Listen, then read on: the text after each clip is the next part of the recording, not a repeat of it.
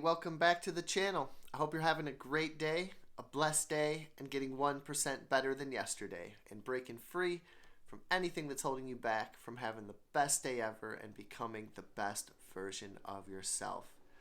Today I'm having another great day. I'm very blessed, and we don't take great days for granted around here. I'm just so happy and so grateful that I'm doing what I want to do. I'm enjoying what I want to do, and just being aware of all my blessings and having an attitude of gratitude. And that is really going to make your day stand out and turn them into the best day ever. I did get out and Instacarted and Spark this morning. It was a little slow. I made about $50. It's Wednesday at this recording. I'm at about $150 for the week. That's just about good enough if I'm waiting 4 nights a week, which I am serving tables. But on the weeks where I don't wait 4 nights a week, where I'm only waiting 3, I'd like to get to about 300. So I would still have my work cut out for me if it was a different kind of week. But for this week, I'm doing okay. It was beautiful, sunny weather out there right now. I feel like taking advantage of this natural sunlight and taking some pics of some items that I want to list for sale. Had both front windows down, driving around, beautiful, near 50 degrees. And just had a great morning and looking forward to a great afternoon and a great evening also. And I'm so glad that you're here with me. There's some great tips that we can talk about today. 21 debt elimination tips that can help you on your break-free journey. The second is going to be Big Dad energy, the energy I want to bring to my family, my wife and 2 daughters every day. And also 10 lessons by a book from Ryan Holiday called Discipline is Destiny. And that book and Ryan Holiday's other books called Ego is the Enemy, Obstacle is the Way, among others, are basically going to deal with stoic virtues and lessons that can totally help you on your break-free journey, and have totally helped me. So I want to go through a few of those, and I want to go through these debt elimination tips first that helped me get to the top of that mountain and become totally debt-free. And I hope these will work for you also. The first is don't get into debt. I wish I knew that lesson. I wish my wife and I knew that lesson at the time, but that was not something that was really hammered into us. It seemed to be somewhat of a natural thing to put it on the card. Pay cash for everything except your home and except your car. Number 2, spend less than you earn. What a concept. I don't know if anyone ever told me that. Really, spend less than you earn. Did anyone ever tell you that in school? Jesus, it's so simple. Spend less than you earn and invest the rest. Number 3, figure out your liabilities so you know how much that you owe. Figure out your liabilities. Put it on a spreadsheet. Your monthly payments, how much interest, what your balance is, and then update that spread list and watch it decrease, and that is a great feeling. Number 4, build up your emergency fund. It's baby step 1 for Dave Ramsey's total money makeover, which we'll talk about a little bit more as we get down this list. Build up an emergency fund. He recommends $1,000 because Murphy will show up. And who's Murphy? Murphy's Law. What can go wrong will go wrong. Things happen. We've had plumbing issues here. We've had car issues here. Things for Invisalign for the kids' teeth. Things just come up. Have that emergency fund and have it fully funded. Number 5, cut up your credit cards. Don't go further into debt. And I would certainly suggest this at the beginning as you're paying off your debt. If you are very disciplined and if you can figure out the points and all that, as I know some of you have mentioned to me, then that's great. I'm actually curious about that too. But I remember we cut up our cards and we paid them off, and that was it. We have a debit card now, and that seems to be working out just fine for us. Number 6, avoid eating out except for special occasions. And remember, this is debt elimination tips. When you get on the other side of it, you've been debt-free for a year or two, you're going to have more flexibility to eat out a little bit and to grow your emergency fund from $1,000 to 1 month to 3 months expenses. and you won't have as many liabilities, so that money starts becoming yours again. So, but for right now, with intensity, really cut eating out because you want to eliminate that debt. Number 7, make a budget. Give every dollar a job.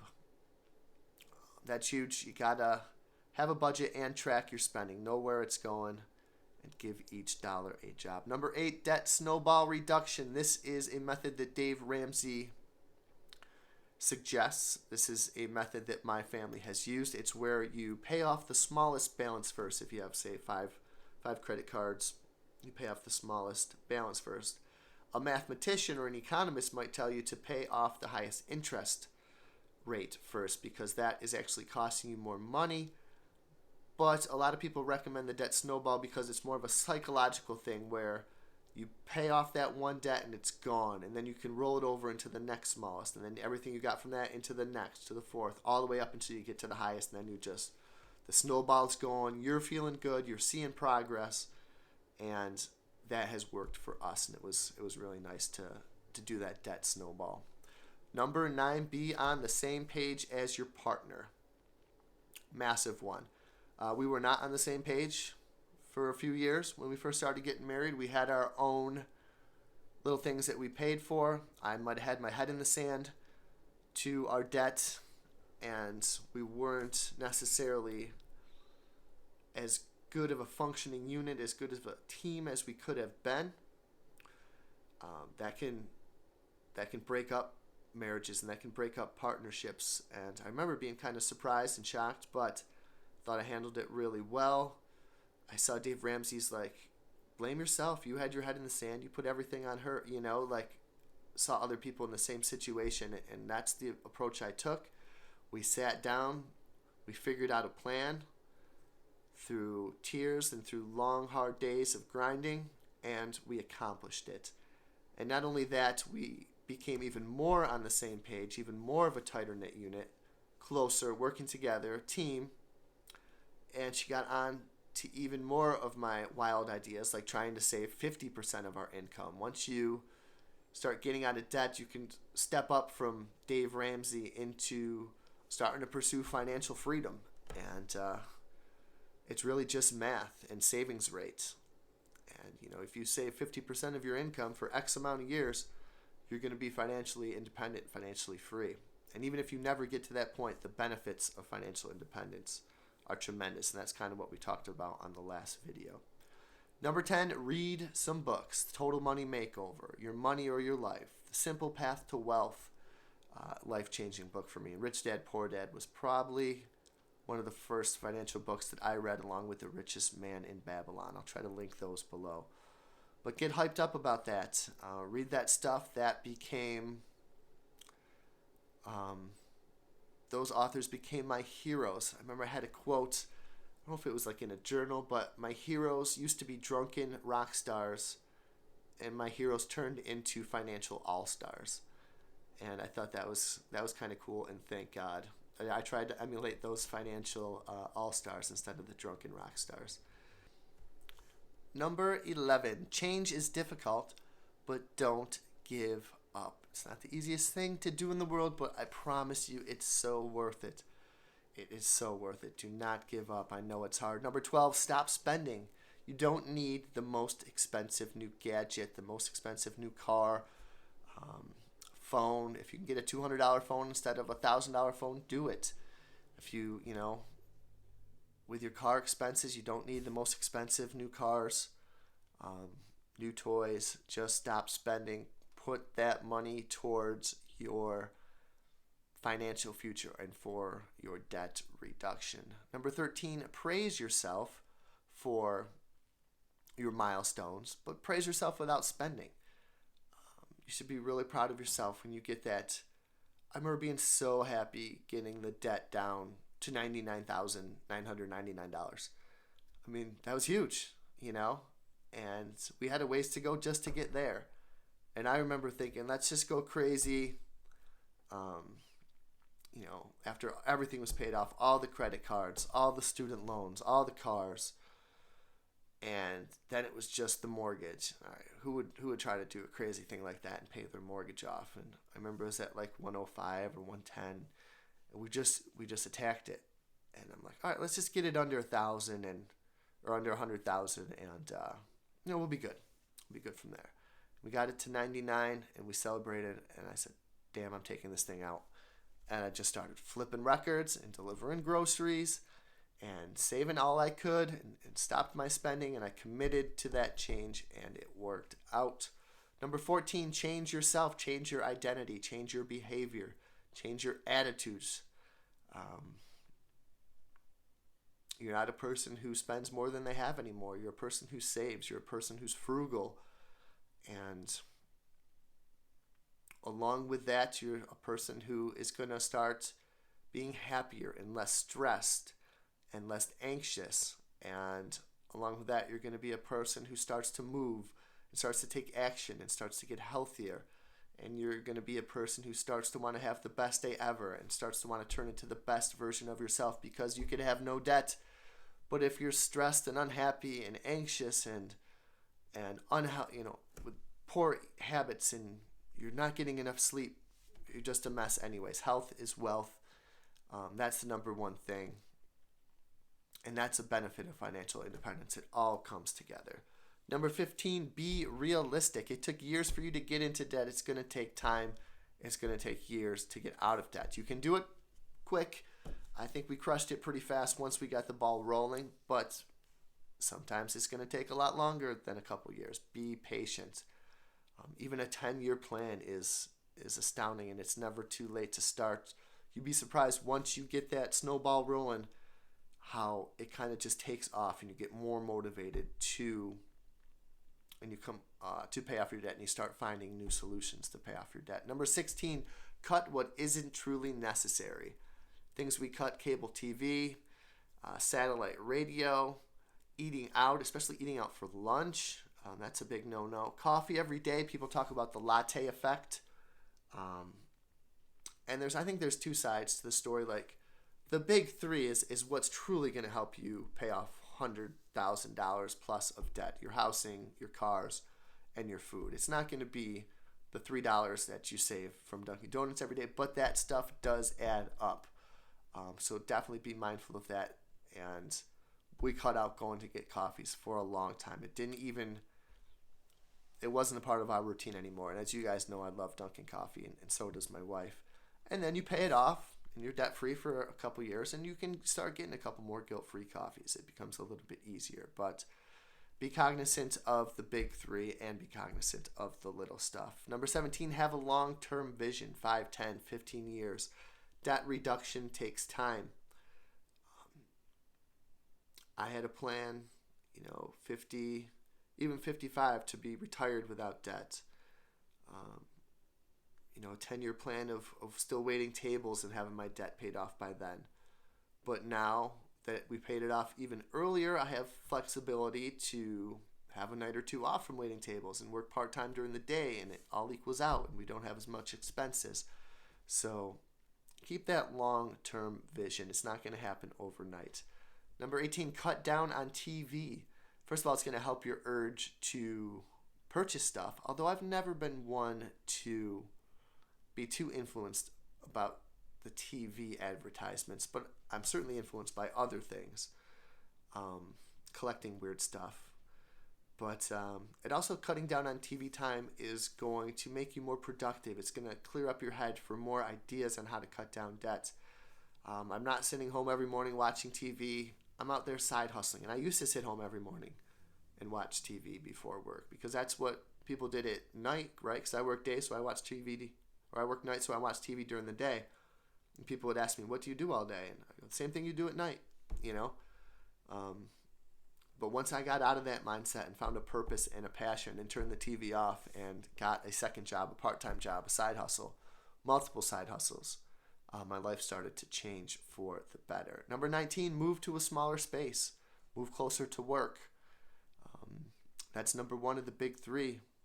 Get rid of that house debt if you can, if you have to. Number 20, change the way you think about money. And I know this is going to really apply to me when and if the restaurant that I work at closes. Money comes money doesn't come hourly there. I mean, we basically get paid on commission. Um, the more we sell, the higher our tip's going to be. And the busier we are, the more money we're going to make. And, we don't work a lot of hours, but we're making more than minimum wage an hour, so it's kind of a double-edged sword, the hours versus the money. But when I have to start working and getting deliveries, 8 hours a day, that really becomes, okay, this is $20 an hour I'm shooting for, or less, or a couple bucks more. And then how much does that flat screen TV cost then? It's if I want to buy something for $300, that's 15 hours of my life. That's 15 hours of me driving around delivering groceries. So think about money in the fact that it's your money or your life, like the book I recommended earlier. The less that you want, the less that you have to work to pay for stuff. And finally, find your purpose. What's your purpose? It could be for your children. It could be to work from home. It could be to do what you want to do that makes you happier, that's less stressful for a little bit less money. It could be for more options. It could be for latitude. And I looked up what latitude meant, and I'm going to talk about that at the end of this video. But the next topic I want to get into is Big Dad energy, the energy I try to bring for myself, for my twin daughters, and for my wife every day to be a positive influence in their life. And let me talk a little bit about that. All right, Big Dad energy, to be the hype man for your daughters, to be the hype man for your partner, for your wife, to lead your family, your kids and your wife with intention, to be an example of that energy and to set the tone for the day. That hopefully that will have a positive impact on your wife and your kids. As we go to bed, we hug and we kiss and we cuddle and we say how great of a day that it was. We say how excited we are to get to tomorrow. Tomorrow's going to be a great day too. Tomorrow's going to be the best day ever. To stay positive to them, to speak positivity to them, to limit complaints, to see the bright side, to pick two handles, to speak the truth, and to speak love. As far as picking the right handle today, I thought of you guys. I had a Instacart delivery that was up like 3 flights of steps upstairs, and I'm like, oh, I don't want to do this. This sucks. And I'm thinking of it. Okay, number 1, it's a bit of an exercise, and number 2, pick the right handle. You got to do this anyways. You're getting money to do it. It's exercise. It's beautiful outside. So I tried to take the right handle. As far as Big Dad energy, I'm trying to encourage them, encourage my wife that she's great at her job, to keep working hard, to keep learning with the Cricut craft machine because she's really good at that. Great cook. Encourage the kids in school. Encourage them to focus on, having a long-term vision of maybe what they want to start to be when they grow up. That they're doing well in soccer, at bike riding, how fast they are at running, to make the ordinary things magic, the magic moments in between, the garbage time. We're going to a water park for a couple days next week for their spring break, and yeah, that's going to be great.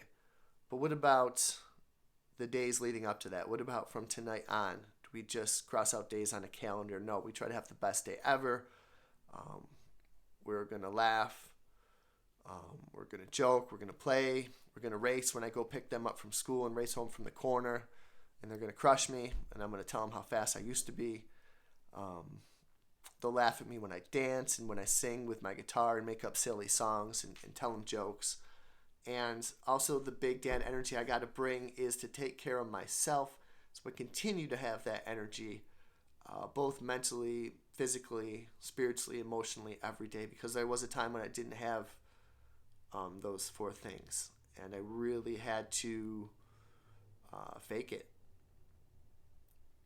and figure out that these should be the best days of my life, and there's no reason why they shouldn't be. So I practiced, I sat down, and I made some changes with gratitude, with discipline, with spirituality and love and joy and faith, and every day got a little bit better and better, and the best days ever started happening. And I've had that energy ever since. And the final thing I want to talk about is Ryan Holiday's great book. Let's talk about 10 lessons of self-control and stoic wisdom from Discipline is Destiny. All right, so digging in, I love the stoic wisdom. It's a lot about what you do, the actions that you have, what you can control, and your effort. All about you, all about what you're bringing to the table, what you're bringing to the day, what you're bringing to life. Number one, you always control whether or not you give your best. No one can stop you from doing that. Giving it your all is what matters. It doesn't matter whether you win or lose. Whether my kids are out there playing, it's just about trying as hard as you can, especially at this level. Giving it your all, getting 1% better every day. I try to tell them a little bit better, and it's going to grow. It's going to grow. For me, doing the best that I can at work, bringing the energy that I can, doing my best to make money for the family. I mean, what I'm good at and what I enjoy is the stuff that I'm doing, waiting tables and doing my deliveries and reselling things. I'm giving it my all, and I'm trying to get a little bit better at all of those things. Number two is going to be to remain yourself in a world of conformity, and that takes courage. And I love to always underline the word courage, because it does take courage in a world full of excess. If you're smoking 6-7 packs of Marlboro Lights a day, that's like $70, $80 or more. In a world full of conformity, do not conform to the ways of this world, is what the Bible says. It takes courage, and courage is clarity. And I think a lot of excess is not clarity. That's hiding in the face of something that you need to be courageous from. Excess drinking, excess smoking, excess drugs, excess gambling, excess Netflix. I mean, everything in moderation. But, excess spending with debt, excess eating, which I need to do a little bit better of. Processed sugar, processed foods, I got to get on the right path with that. So I'm trying to, some areas I'm great at that with self-control, and some areas I'm not. It's a practice. Every day is a new start. Every moment's a new start. Number three, we hold ourselves to the highest standard and hope that our behavior is contagious. So what are we trying to do? We're trying to have the best day ever and become the best version of ourselves. I hope that that's contagious for my wife, for my kids, for my friends, for you guys, for the people at work, but we cannot expect everyone to be like us, because that is not possible and that's not within our control. Just bring what you have to the table, be your best, and hopefully people are responding to it. Number four, be a strong, inspiring example, and let that be enough, because again, you can't control it. I'm trying to be the best dad that I can be, but I can't control everything that my kids do, and especially out as they get older and older. I can try to be an inspiring example for anyone watching this video or anyone that I know that I see from day to day. And that's all I can really do. I can't make anybody change. Number five, the fire within us can burn bright enough to warm others. The light within us can illuminate the path, and what we can accomplish is made possible for others. So we can show people the way by how bright we shine. My channel's bright at a certain level right now. Hopefully, if it gets brighter, it can show more people the way. Hopefully, if I have enough fire to keep growing this channel, it can burn warm enough to warm others who might feel cold and who might feel alone. And the things that I've accomplished, if more people see it, hopefully then they can realize that there is a way that they can try to have the best day ever, to become the best version of themselves. That getting out of debt is possible. That bringing that big dad energy, or that big mom energy, super mom energy to the table every day is possible. And there's a way to live that is not necessarily full of excess, but full of virtue and full of discipline. Number six, that a leader is selfless and must sacrifice and face the same deprivations as everyone else. And that if a leader does that, the people will follow you to the end of the world. And I've been blessed enough to have some great coaches and great leaders in my life. And I know that I would run through a wall for the great ones, and show up every day and work hard and do my best. And, if you're working for a great leader, that's what it's all about. And if you want to be a great leader yourself for your own family and hopefully, one of the leaders of this community as an example, that there is a great way to live and that we can have the best day ever. Number 7, to not beat yourself up, to build yourself up and to be better. We all make mistakes. Mistakes are how we learn. I told that lesson to my kids last night. I tell them that often. Things are going to happen. Just be better. Build yourself up. You have a strong foundation. And don't waste time beating yourself up. We learn from our mistakes and we build and we get stronger.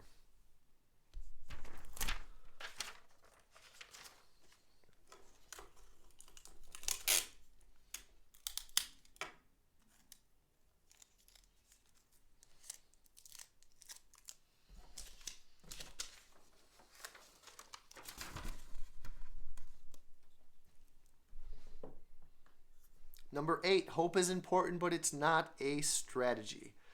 No one's coming to save you.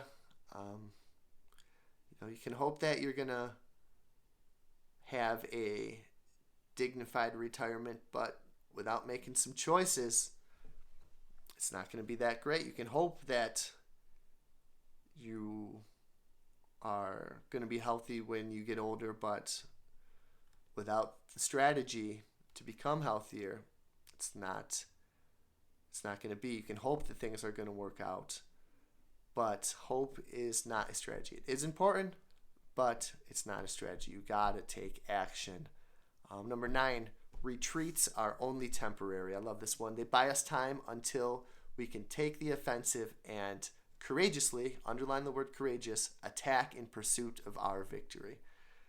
There's been some times when I've had retreats, literally and figuratively.